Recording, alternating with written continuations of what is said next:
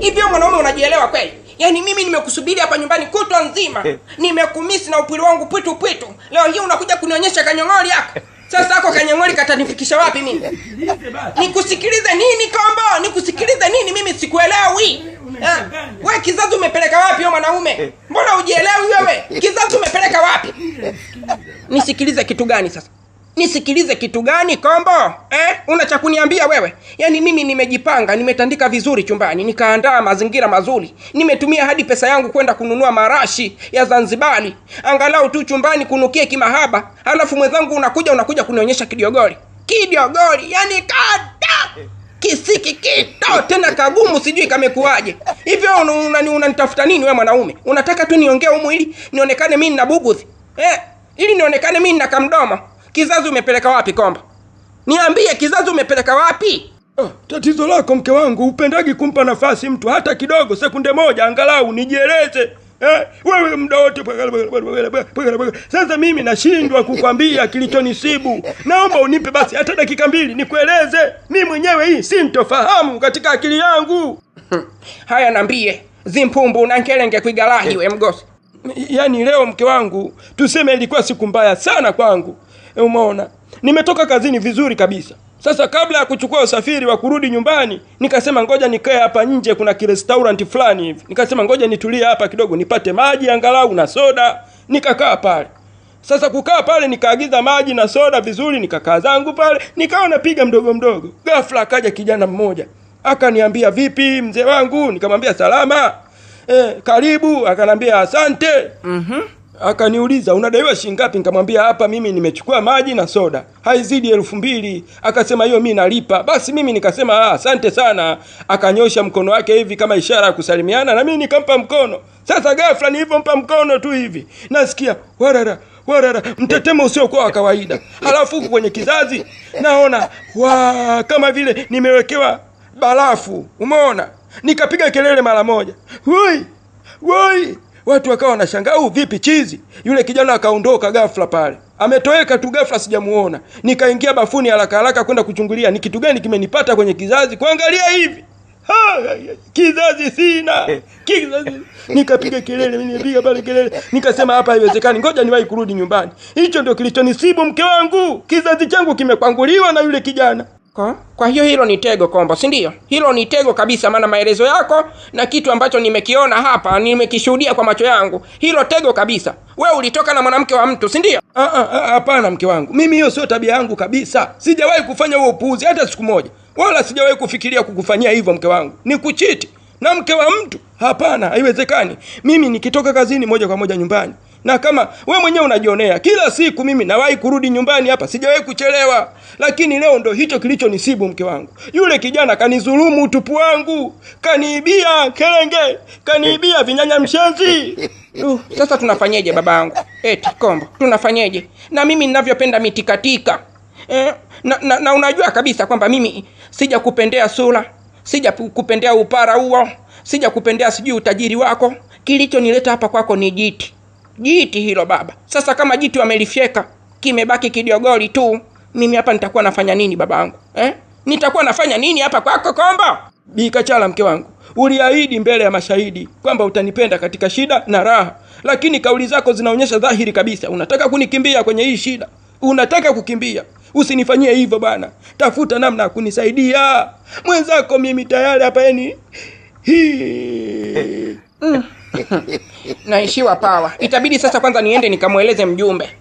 Hapana mke wangu, usiende kumueleza mjumbe. Mjumbe hana kaba. Ukienda kumwambia hii hali niliyokuwa nayo, basi mtaa mzima watajua kwamba Kombo katolewa kizazi, Kombo kafyatuliwa kizazi, amebaki na kidiogori. Sasa mimi hayo maneno ya mtaani ndio siyapendi kabisa mke wangu. Ni bora uende ukatafute mganga, umueleze hii hali, atajua namna ya kunisaidia, kwa sababu unajua exactly huu ni uchawi tu. Huu ni uchawi, yule bwana kaniroga. No, lazima nikamueleze mjumbe. Mjumbe lazima ajue hili swala.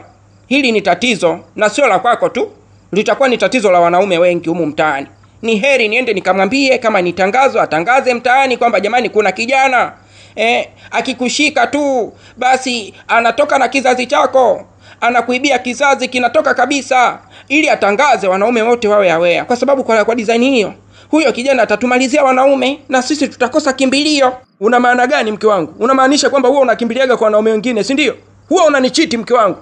Acha niende kwa mjumbe kwanza, nikirudi ndo nitakujibu hilo swali.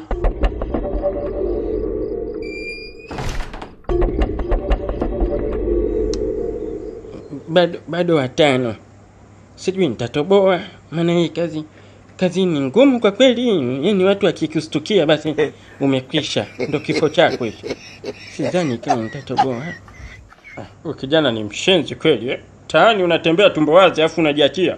We kijana we. Nani mimi? Wewe nakuita wewe. Hebu njoo hapa. Aise vipi kijana? Mbona unatembea tumbo wazi? Unamuonyesha nani zinkwali hizo? Tunakuuliza unamuonyesha nani mbavu mbili hizo?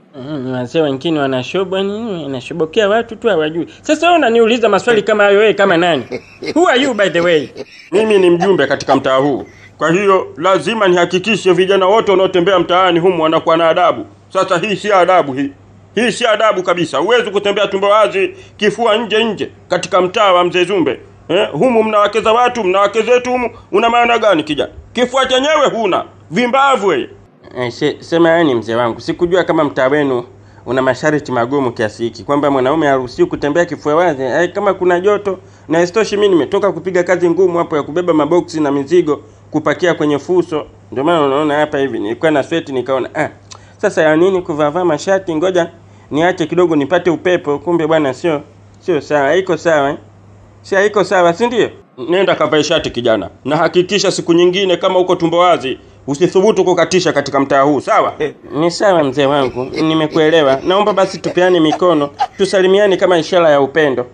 Sitaki. Wewe nenda kavae shati kwanza. Siwezi kusalimiana na najisi. Yaani mimi nimpe mkono mtu anatembea uchi. Haiwezekani hiyo. Mbona inawezekana hiyo mzee wangu? Ngoja nikuonyeshe.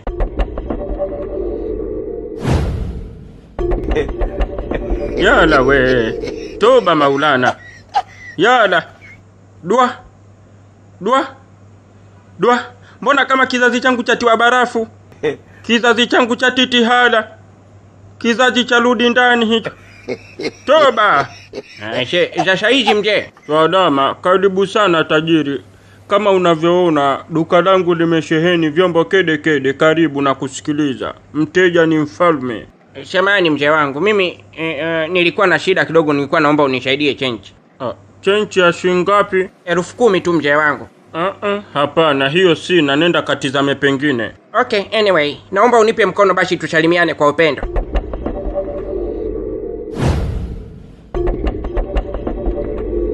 Asante sana, ubarikiwe na Mungu. Kwa heri. Hebu subiri kwanza bwana mdogo. Wewe ni mgeni hapa Yeah, of course. Mimi ni mgeni hapa, nimetokea Tunduma. La haula. Toba. Mbona kizazi changu chaingia barafu? Kizazi changu hakipo. We bwana wanchukulia kizazi changu.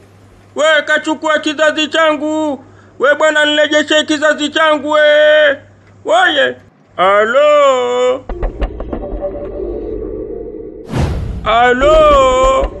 Nyeti yangu dege na legea.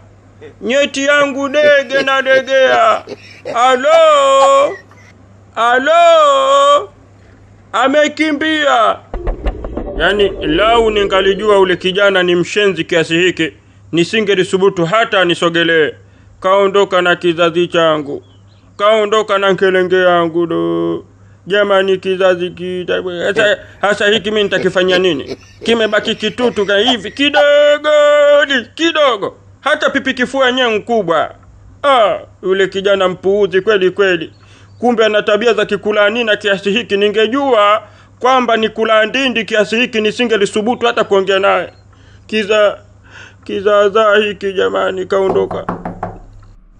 Nani tena? We nani? Bikachala mjumbe. Karibu ingia. Karibu sana Bikachala. Mjumbe, mimi nimekaribia lakini nimekuja na taarifa mbaya kidogo. Mme wangu amerudi nyumbani kutoka kazini, lakini kaja tofauti kabisa. Mme wangu kaja kizazi hana makende. Yaani niseme tu ukweli, dashboard nzima hamna kitu. Makende ameingia ndani, hafu kadudu kale kamekuja kadudu kadogo kabisa. Yaani kama kakisiki hivi kananika stiki ya kuchokolea meno. Mme wangu jamani, wamempokonya kizazi. Kizazi hana. Toba we. Yala Maulana. Ndio hivyo mjumbe, yaani tafalani mimi nakwambia hata sijui nitamsaidiaje mme wangu. Na kibaya zaidi anasema eti kwamba alikutana na mtu, kamshika begani tu, ghafla mwili wake ukapooza. Anakuja kuangalia huku chini, anaona dashboard yake nzima haipo. Yaani huyo mtu kakwangua hadi nywele za siri. Ni mtu ana roho mbaya, yaani ni mtu ana roho mbaya huyo, mimi sijawahi kuona. Na unavyojua mzee, mimi ni mtu wa show. Kwa kweli sitaweza kuishi na mwanaume mwenye kidogoli. Kwa hiyo nakuomba, ni bora uwatangazie wanaume wengine tusije tukawakosa pia. Uwatangazie kabisa wawe na tahadhari kwamba kuna watu wanatoa makende. Sasa wewe